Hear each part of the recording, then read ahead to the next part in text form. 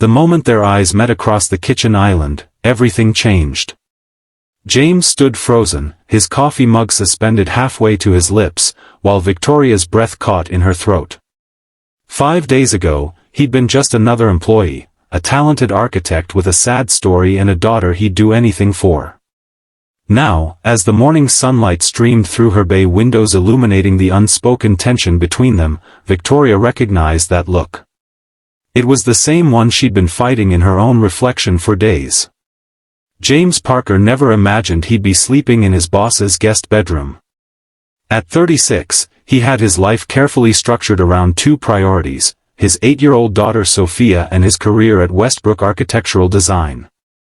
Everything else, including dating, social outings, and even basic home maintenance, fell to the bottom of his priority list.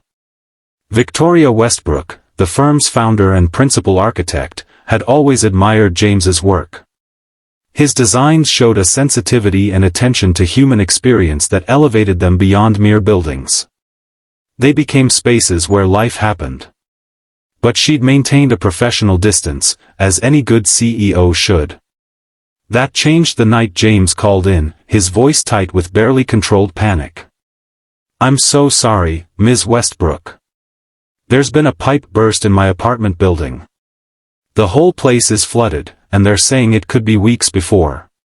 "Where are you now?" Victoria interrupted, already reaching for her car keys. "The emergency shelter at the community center. Sophia's asleep, but I don't know how long we can. Text me the address. I'll be there in 20 minutes. Victoria couldn't explain the impulse that drove her to offer her guest house to a man she knew primarily through project meetings and performance reviews. Perhaps it was the tremor in his voice, the sound of a man who'd already weathered too many storms trying desperately to shield his daughter from one more. Or maybe it was the memory of her own father, who'd raised her alone after her mother died, and how he'd struggled to maintain his dignity while accepting help. Whatever the reason, 3 hours later, James was tucking Sophia into bed in Victoria's guest house while Victoria made up the couch for herself.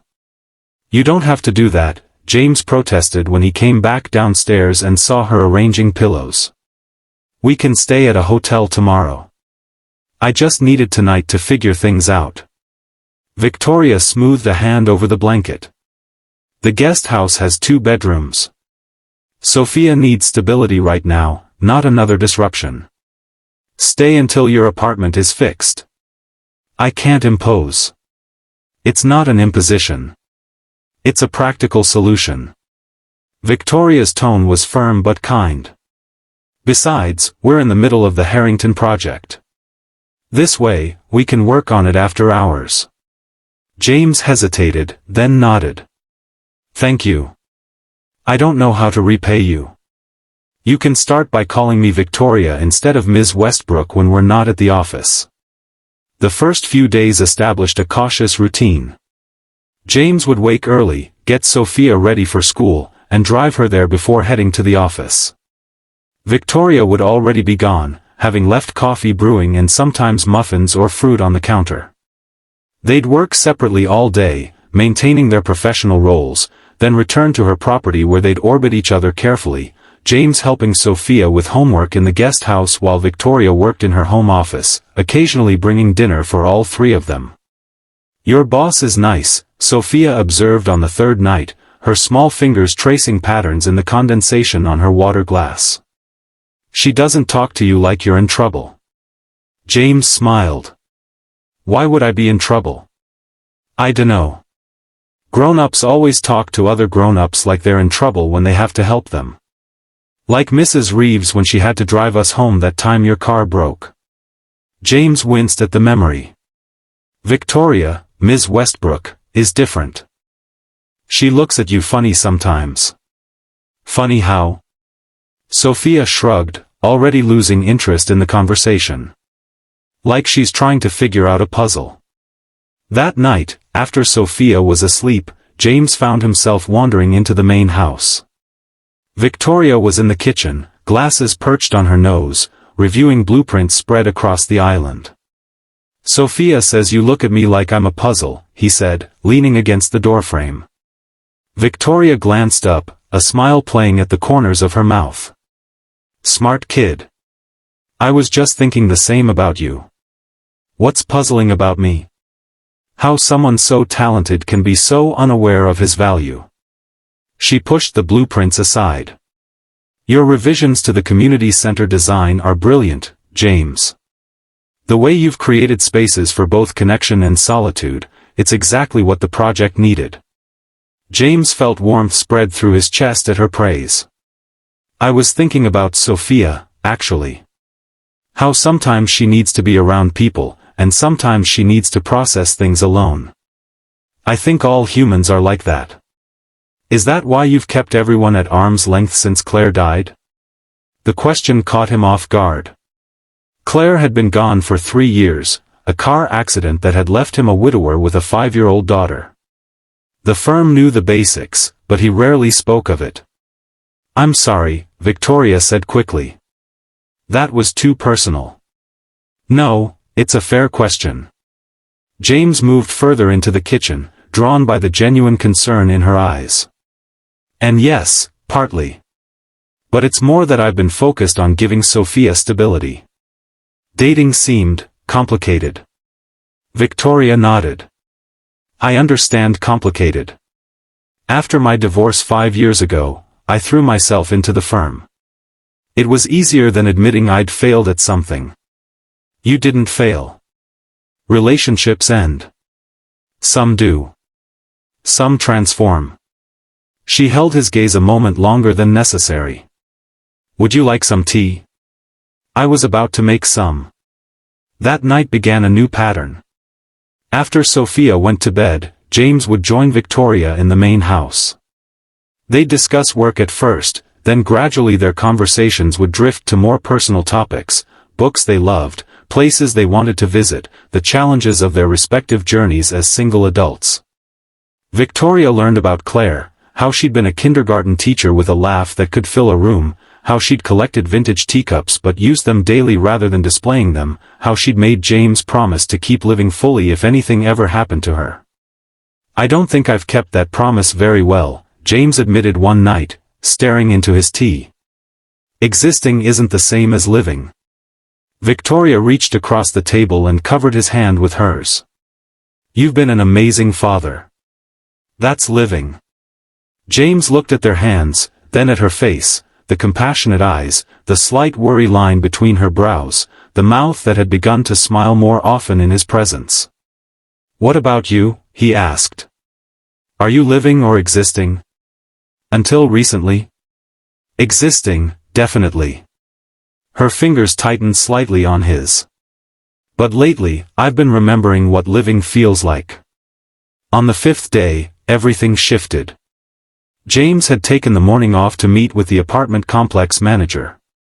The news wasn't good, the damage was extensive, and repairs would take at least 6 more weeks. He returned to Victoria's house, dreading having to tell her they needed to impose on her hospitality even longer.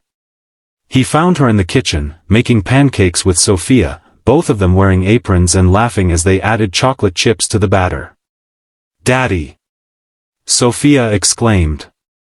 Victoria's teaching me how to flip pancakes in the air. Watch. She attempted the maneuver, and the pancake landed half on the spatula, half folded over itself. Almost, Victoria encouraged. Next time, more wrist action. She demonstrated with perfect form, landing the pancake back in the pan with a satisfying sizzle. Show off, James teased, setting down his keys. Victoria turned, and the smile she gave him made his heart stutter. There was flour on her cheek and a relaxed joy in her expression he'd never seen at the office. How did the meeting go? She asked. Not great. 6 more weeks, minimum. He expected disappointment, or at least resignation. Instead, Victoria nodded and said, well, then we have time to teach Sophia the perfect pancake flip. And maybe you can finally fix that squeaky hinge on the guest house door. I can pay you rent, James offered. It's not right for us to. James, Victoria interrupted gently. It's fine. I like having you both here.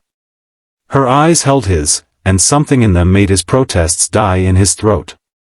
After breakfast, Victoria left for a client meeting, and James helped Sophia with a school project. But his mind kept returning to that moment in the kitchen, the domesticity of it, how right it had felt to walk in and find the two most important women in his life laughing together. The thought stopped him cold. When had Victoria become one of the most important people in his life? That evening, after Sophia was asleep, James found Victoria in the kitchen again. She was making coffee, her back to him, humming softly. "Victoria," he said quietly. She turned, and the moment their eyes met across the kitchen island, everything changed. James stood frozen, his words forgotten, while Victoria's breath caught audibly. The look that passed between them contained everything they hadn't said: attraction, fear, possibility, hope. "I know that look," Victoria whispered, setting down the coffee pot. "I've been seeing it in my own mirror." James moved toward her slowly, giving her time to step away if he'd misread the situation. She didn't move, except to lift her chin slightly as he approached.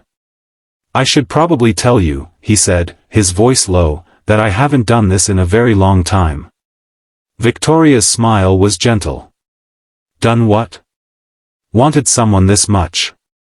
Her eyes softened. "James. If this is inappropriate because of work, or too complicated because of Sophia, or just not what you want, please tell me now." Victoria reached up and touched his face, her fingers cool against his skin. "What I want is for you to stop overthinking this and kiss me." So he did. The weeks that followed were a delicate balance of discovery and restraint. At the office, they maintained their professional relationship, though James caught Victoria watching him sometimes with a private smile that made his collar feel too tight. At home, they were careful to keep their growing relationship appropriate around Sophia, saving their more intimate moments for late evenings after she was asleep. But the situation was becoming increasingly complicated.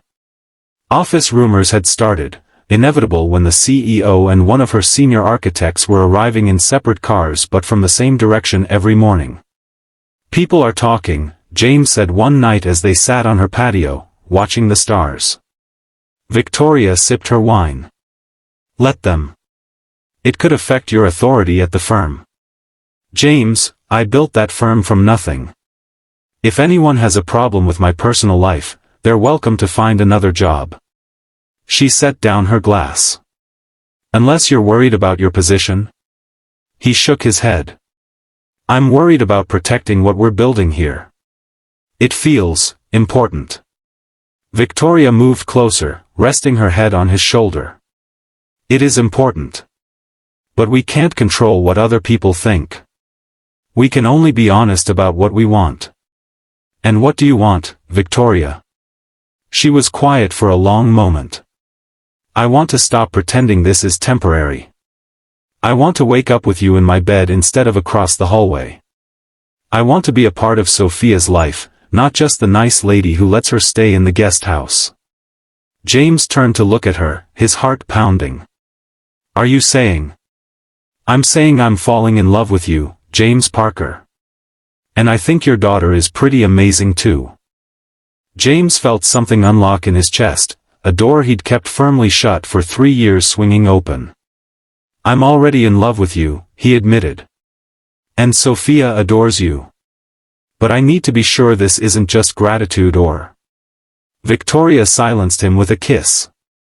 "I was successful, respected, and completely lonely before you two hurricaned into my life. Trust me, this isn't about gratitude. This is about finding something I wasn't even looking for." 2 days later, James's apartment was finally ready. He stood in the empty living room, looking at the fresh paint and new carpeting. It was a nice apartment, close to Sophia's school, affordable on his salary, filled with memories of their life together. But it no longer felt like home. That night, he sat Sophia down for a serious conversation. "How would you feel if we didn't move back to our apartment?" he asked carefully. Sophia looked confused.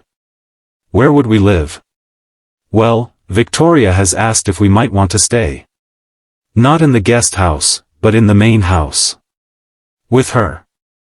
Sophia considered this, her small face serious. Would she be like my mom? James's heart clenched. No, sweetheart. No one can replace your mom. But Victoria cares about us very much, and I care about her. She would be someone else in our family. Someone who loves you and wants to be part of our lives. Does she make you happy, Daddy? You smile more now. James felt tears prick his eyes. Yes, she makes me very happy. Sophia nodded decisively. Then we should stay. And I can help her make pancakes every Saturday. When they told Victoria of their decision, she hugged Sophia tightly, then reached for James's hand. I have something to show you both, she said, leading them upstairs to a room they hadn't seen before. She opened the door to reveal a bedroom painted in soft purple, Sophia's favorite color, with a window seat overlooking the garden and bookshelves built into the walls. I thought you might like your own space, Victoria explained to Sophia, whose eyes had grown wide. If you decide to stay, that is. You did this for me? Sophia whispered, running her hand over the quilted bedspread. I had some help. Your dad mentioned you like stars, so. Victoria pointed to the ceiling, where tiny lights had been installed in constellations. Sophia looked from Victoria to her father, then back again. Can I turn them on? As Sophia explored her new room, James pulled Victoria into the hallway. When did you do this? He asked, amazed. I've been working on it for 2 weeks. I wanted her to have a choice, a real one, not just following what you wanted. Victoria looked uncertain for the first time since he'd known her. Was it too much? James shook his head, too moved to speak. Instead, he pulled her close and kissed her with all the emotion he couldn't put into words. Later that night, after they'd moved James and Sophia's belongings from the guest house and Sophia had fallen asleep beneath her new star ceiling, James and Victoria stood in the doorway of what was now their bedroom. Are you sure about this? James asked one last time. It's a lot to take on, a ready-made family, office gossip, all of it. Victoria took his hand and placed it over her heart. Feel that? It's beating properly for the first time in years. I've never been more sure of anything. As they crossed the threshold together, James realized that sometimes life's worst moments, a flood, a loss, a failure, were just the universe's way of pushing you toward where you were meant to be all along. If this story touched your heart, please hit that like button and subscribe to the channel. Sometimes the most beautiful beginnings come from unexpected circumstances, and the family we create can be even stronger than the one we're born into. Leave a comment sharing a time when an unexpected change in your life led to something wonderful, because as James and Victoria discovered, sometimes the most meaningful connections happen